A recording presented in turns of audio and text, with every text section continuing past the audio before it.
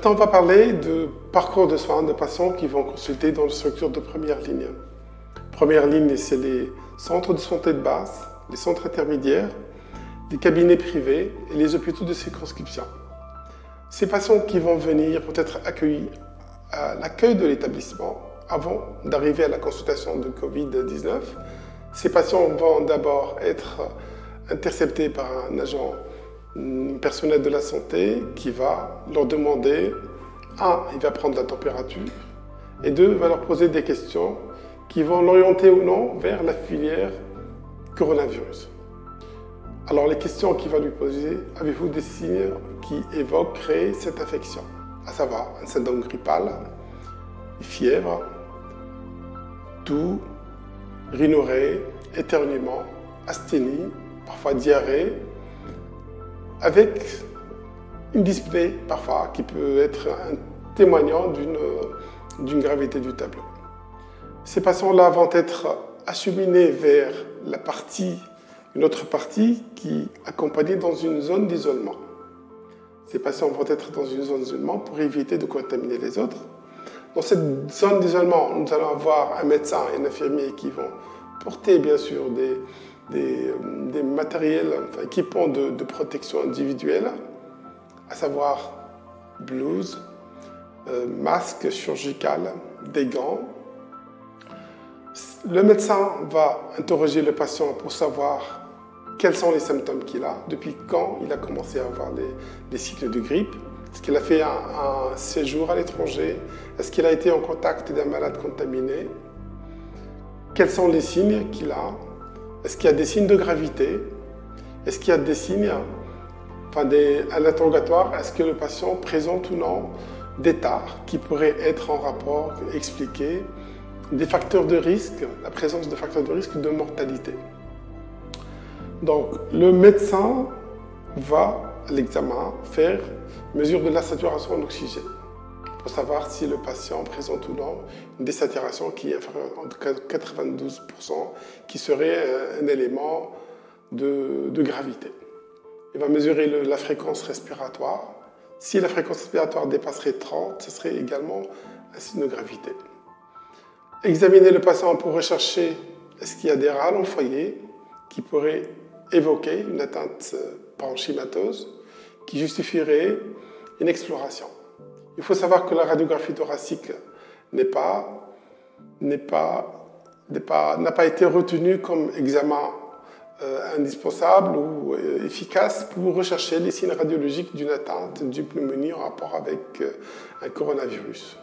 Le scanner thoracique serait l'examen le plus fiable. Donc, si l'indication se pose, on fera un scanner thoracique pour être sûr qu'il s'agit d'une atteinte. Parfois, on est amené à prendre en charge des patients qui sont en détresse respiratoire. Donc, le médecin qui est là doit devoir être devant 3 tableaux. Le premier tableau, c'est du patient qui présente effectivement un syndrome grippal, des signes respiratoires, mais l'examen va pouvoir éliminer des facteurs de gravité, des facteurs de risque de mortalité et l'absence de foyer radiologique évident ou des signes cliniques qui évoquent une atteinte alvéolaire. Dans ce premier cas, le patient ne présenterait pas et présenterait éventuellement une atteinte en rapport avec le coronavirus, mais il s'agit dans ce cas d'une forme légère.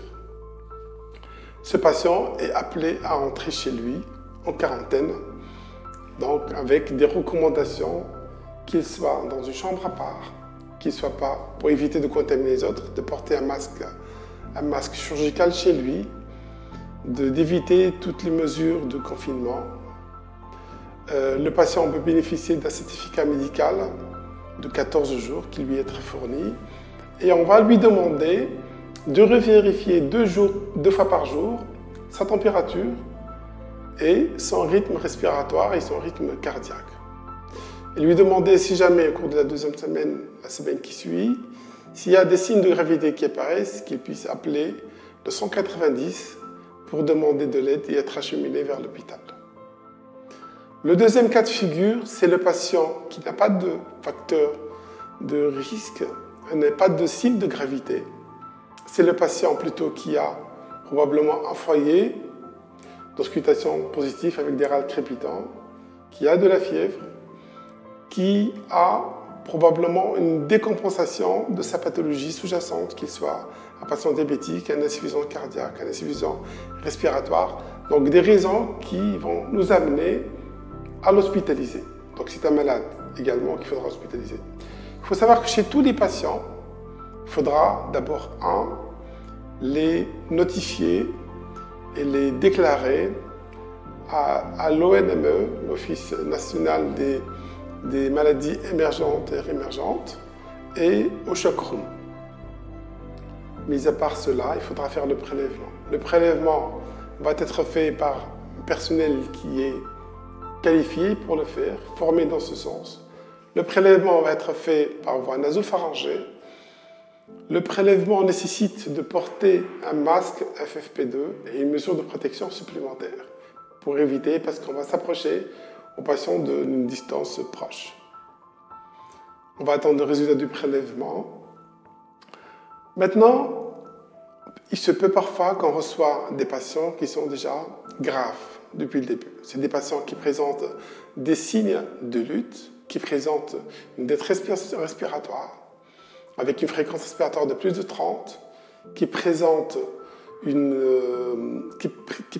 parfois une confusion mentale, c'est surtout les sujets âgés, et chez qui, parfois, l'indication d'une intubation serait imminente.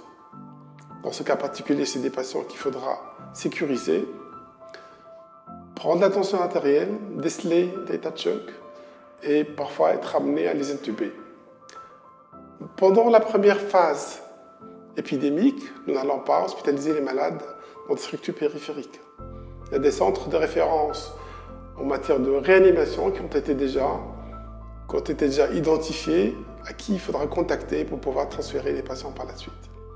Donc, pour résumer, le malade va être intercepté à l'entrée de l'établissement par un personnel.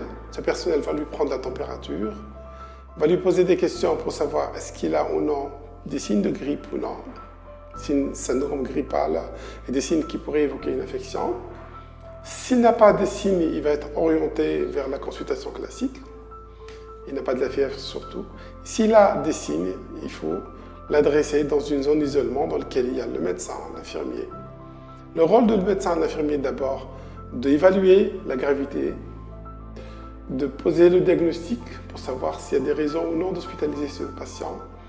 Et dans le cas où il n'y a ni signe de gravité, ni des raisons pour hospitaliser, le patient peut être adressé chez lui.